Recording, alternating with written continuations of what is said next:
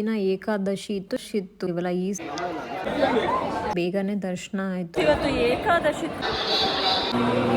ನಮಸ್ಕಾರ ಮಾಡೋಣ ಅಂತ ಅನ್ಗೆ ರಾಯರ್ ಮಹಿಮೆ ಅಂತ ರಾಯರ್ ಅನುಗ್ರಹ ನಮ್ಗೆ ನನಗೆ ಬರ್ಸಿದ್ವಿ. ಕಡೆ ಬರೋಷ್ಟ್ರಲ್ಲ ನಮಸ್ಕಾರನೂ ಹಾಕ್ತೆ ಅವಾಗ್ಲೂ ಹೋಗಿದ್ದಾರೆ ಅಂತ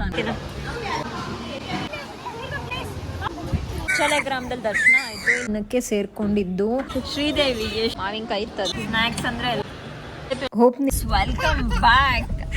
ಬೆಳಗ್ಗೆನೆ ರೆಡಿಯಾಗಿ ದೇವ್ರ ದರ್ಶನಕ್ಕೆ ಹೋಗ್ತಾ ಇದೀವಿ. ಇಲ್ಲಿ ದೊಡ್ಡವನು ಚಿಕ್ಕವನು ಇದ್ದಾನೆ.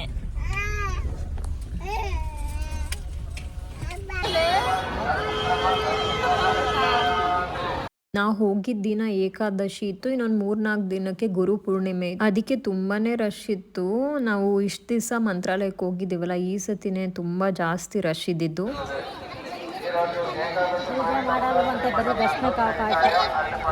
ಅಂದ್ರೆ ರಶ್ ಇದೆಯಲ್ಲಮ್ಮ.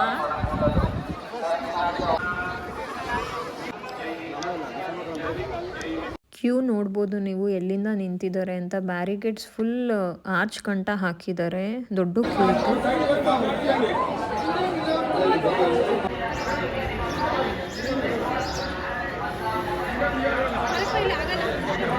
ನಮಗೆ ಬೇಗನೆ ದರ್ಶನ ಆಯಿತು. ನಮ್ಮ ತಂಗಿಯವ್ರ ಹಸ್ಬೆಂಡ್ ಅವ್ರಿಗೆ ಯಾರೋ ಗೊತ್ತಿತ್ತು, ಆ ಕಡೆಯಿಂದ VVIP ದರ್ಶನನೇ ಬೇಗನೆ ಆಯಿತು. ನಾವು ಅಷ್ಟೊಂದು ಜನ ಇದ್ದಿದ್ದು ನೋಡಿ ದರ್ಶನ ತುಂಬ ಲೇಟ್ ಆಗುತ್ತೆ ಅಂತ ಅಂದ್ಕೊಂಡ್ವಿ. ಏಕಾದಶಿ ಇದ್ದಿದ್ದರಿಂದ ತುಂಬಾ ರಶ್ ಇತ್ತು, ಬಟ್ ನಮ್ಗೆ ದರ್ಶನ ಬೇಗನೆ ಆಯಿತು. ಇವತ್ತು ಏಕಾದಶಿ ತುಂಬ ರಶ್ ಇದೆ.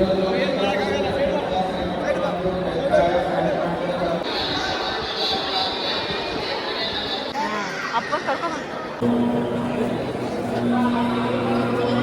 ದರ್ಶನ ಎಲ್ಲ ಆದಮೇಲೆ ಹೆಜ್ಜೆ ನಮಸ್ಕಾರ ಮಾಡೋಣ ಅಂತ ಅಂದ್ಕೊಂಡೆ, ಬಟ್ ಪ್ರದಕ್ಷಿಣೆ ಹಾಕೋಕ್ಕೆ ಜಾಗ ಇರಲಿಲ್ಲ. ಅಲ್ಲಿ ಬ್ಯಾರಿಗೇಡ್ಸ್ ಹಾಕ್ಬಿಟ್ಟಿದ್ರು. ಅಲ್ಲಿ ಇದ್ದವ್ರನ್ನ ಕೇಳಿದ್ಕೆ ಇವಾಗ ಮಾಡೋಕ್ಕಾಗಲ್ಲ, ಸಂಜೆ 4 ಗಂಟೆ ಮೇಲೆ ಬಂದ್ ಮಾಡಿ ಅಂತ ಹೇಳಿದ್ರು.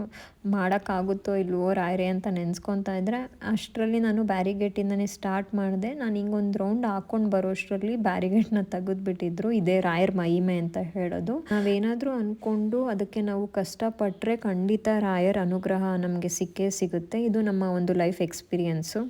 ದರ್ಶನ ನಮಸ್ಕಾರ ಎಲ್ಲ ಆಯಿತು. ಅನ್ನದಾನಕ್ಕೆ ಬರ್ಸಿದ್ವಿ. ಸೊ ಇದರಲ್ಲಿ ಇನ್ನೊಂದು ಸತಿ ಸ್ಪೆಷಲ್ ಎಂಟ್ರಿ ಇದೆ, ಸ್ಪೆಷಲ್ ದರ್ಶನ ಕೊಡ್ತಾರಂತೆ. ಅದಕ್ಕೆ ಹೋಗ್ತಾ ಇದ್ದೀವಿ ನಾನು ಹಸ್ಬೆಂಡ್ ಇದೆ.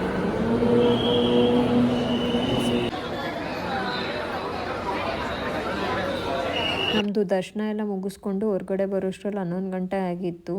ಎಷ್ಟು ಜನ ಬಂದಿದ್ದಾರೆ ನೀವೇ ನೋಡ್ಬೋದು. ದರ್ಶನ ಆಯಿತು. ಆಮೇಲೆ ಹೆಜ್ಜೆ ನಮಸ್ಕಾರನೂ ಹಾಕ್ತೆ. ಫಸ್ಟು ಏಕಾದಶಿ ಇವತ್ತು ಬ್ಯಾರಿಗೇಡ್ಸ್ ಹಾಕ್ಬಿಟ್ಟಿದ್ರು, ದರ್ಶನ ಮಾಡೋಕ್ಕಾಗಲ್ಲ ಅಂತ. ನಂಗೆ ಒಂಥರ ಅಯ್ಯೋ ಅಂತ ಬೇಜಾರಾಗ್ತಾಯಿತ್ತು.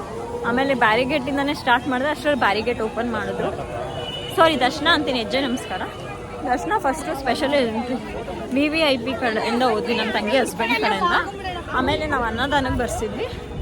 ಸೊ ಅದರಿಂದನೂ 2 ಸತಿ ದರ್ಶನ ಆಯಿತು, ಚೆನ್ನಾಗಾಯ್ತು. ಹ್ಯಾಪಿ ಎಲ್ಲ ಆಯಿತು. ಅವರು ಹೋಟೆಲ್ ಹತ್ರ ಇದ್ದಾರೆ, ನಾವು ಹೋಗ್ತಾ ಇದ್ದೀವಿ. ನಮ್ಮದು ಲೇಟ್ ಆಯಿತು. ಅವರು ಆವಾಗಲೇ ಹೋಗಿದ್ದಾರೆ ಅಂತ ಅಂದ್ಕೊಂಡ್ವಿ, ಬಟ್ ಹೋಗಿಲ್ಲ. ಯಾವುದು ಹೋಟೆಲು? GPS ಹೋಟೆಲ್ ಹೋಗ್ತಾ ಇದ್ದೀವಿ. ನಾನೇ ತಿಂಡಿ ತಿನ್ನೋ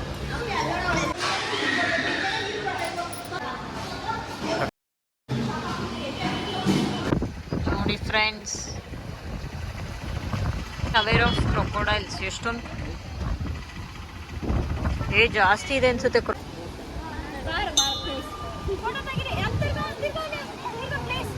ಬಿಚ್ಚಾಲೆ ಗ್ರಾಮಕ್ಕೆ ಬಂದಿದ್ದೀವಿ. ಇದು ರಾಘವೇಂದ್ರ ಸ್ವಾಮಿಗಳದ್ದು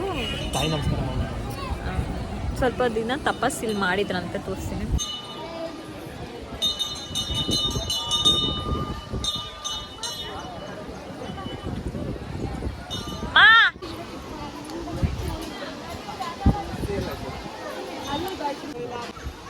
ಇವಳು ಎಷ್ಟು ಅಳ್ತಾಳೆ ಅಂದ್ರೆ ಇಟ್ಸ್ ವೆರಿ ಇಂಪಾಸಿಬಲ್ ಇವಳನ್ನ ಟೇಕ್ ಕೇರ್ ಮಾಡೋದು.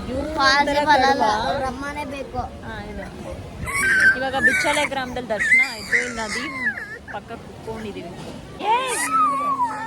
ಬಿಚ್ಚಾಲೆ ಗ್ರಾಮದ ಕಂಪ್ಲೀಟ್ ಹಿಸ್ಟ್ರಿನ ಅಲ್ಲಿನ ಪುರೋಹಿತರು ಹೇಳಿರೋದನ್ನ ನಾನು ಆಲ್ರೆಡಿ ಪ್ರೀವಿಯಸ್ ಲಾಂಗ್ ವಿಡಿಯೋಲಿ ಅಪ್ಲೋಡ್ ಮಾಡಿದ್ದೀನಿ. ರಾಘವೇಂದ್ರ ಸ್ವಾಮಿಗಳು ಇಲ್ಲಿ 13 ವರ್ಷ ತಪಸ್ ಮಾಡಿದ್ರಂತೆ. ಇಲ್ಲಿ 13 ವರ್ಷ ತಪಸ್ ಆದಮೇಲೆ ಮಂತ್ರಾಲಯಕ್ಕೆ ಹೋಗಿ ಬೃಂದಾವನಕ್ಕೆ ಸೇರ್ಕೊಂಡಿದ್ದು. ಇಲ್ಲೇ ಕೊನೆ ದಿನಗಳನ್ನ ಅವರು ಬಿಚ್ಚಾಲೆ ಗ್ರಾಮದಲ್ಲೇ ಕಳೆದಿರೋದು. ಇದ್ರ ಕಂಪ್ಲೀಟ್ ಡೀಟೇಲ್ಸ್ನ ನಾನು ಆಲ್ರೆಡಿ ಪ್ರೀವಿಯಸ್ ವಿಡಿಯೋಲಿ ಅಪ್ಲೋಡ್ ಮಾಡಿದ್ದೀನಿ, ಚೆಕ್ ಮಾಡ್ಬೋದು. ಮಂತ್ರಾಲಯದಲ್ಲಿ ರಾಘವೇಂದ್ರ ಸ್ವಾಮಿಗಳ ದರ್ಶನ ಮುಗಿಸ್ಕೊಂಡಾದ್ಮೇಲೆ ಬಿಚ್ಚಾಲೆ ಗ್ರಾಮಕ್ಕೆ ಬರೋದಂತೂ ಮರಿಬೇಡಿ. ಇಲ್ಲಿ ಬಂದರೆ ತುಂಬ ಪ್ರಶಾಂತವಾದ ವಾತಾವರಣ, ನೀರು ಹರಿತಾ ಇರುತ್ತೆ, ಪಕ್ಕದಲ್ಲೇ ಬಿಚ್ಚಾಲೆ ಗ್ರಾಮ ದೇವಸ್ಥಾನ ಇದೆ, ತುಂಬಾ ಚೆನ್ನಾಗಿ ಅನಿಸುತ್ತೆ. ಮಂತ್ರಾಲಯದಿಂದ ಇಲ್ಲಿಗೆ 20 ಕಿಲೋಮೀಟ್ರ್ ಮಾತ್ರ, ಬೇಗನೆ ಬರ್ಬೋದು.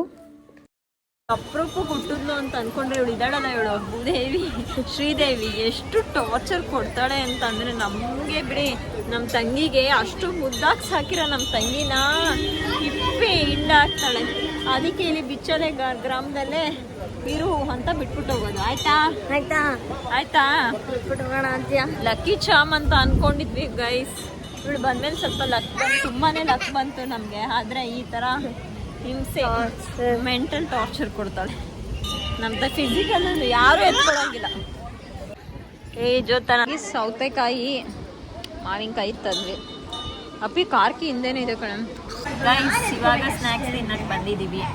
ಸ್ನ್ಯಾಕ್ಸ್ ಅಂದರೆ ಎಲ್ಲರೂ ನಾನು ಫ್ರೈಡ್ ರೈಸು, ಕೆಲವು ದೋಸೆ, ಅದು ಇದು ತೊಗೊಂಡ್ರೆ. ಅಲ್ಲಪ್ಪಿ ಅಲ್ಲಪ್ಪಿ ನಾವಾಗದು ಪರವಾಗಿಲ್ಲ, ಬೇರೆ ಹೋಗ್ಲಿ ಫೋನ್ ಕೊಡೆ. ಹೋಪ್ ನಿಮಗೆ ಈ ವಿಡಿಯೋ ಇಷ್ಟ ಆಗಿದೆ. ಇಷ್ಟ ಆದರೆ ದಯವಿಟ್ಟು ಸಪೋರ್ಟ್ ಮಾಡಿ, ಸಬ್ಸ್ಕ್ರೈಬ್ ಮಾಡ್ಕೊಳ್ಳಿ, ನಿಮ್ಮ ಫ್ರೆಂಡ್ಸ್ ಆ್ಯಂಡ್ ಫ್ಯಾಮಿಲಿ ಜೊತೆ ಶೇರ್ ಮಾಡಿ. ನನ್ನ ಇನ್ಸ್ಟಾಗ್ರಾಮಲ್ಲೂ ಸಹ ಫಾಲೋ ಮಾಡ್ಬೋದು. ಮತ್ತೆ ನಾನು ನಿಮಗೆ ನೆಕ್ಸ್ಟ್ ವ್ಲಾಗಲ್ಲಿ ಸಿಗ್ತೀನಿ.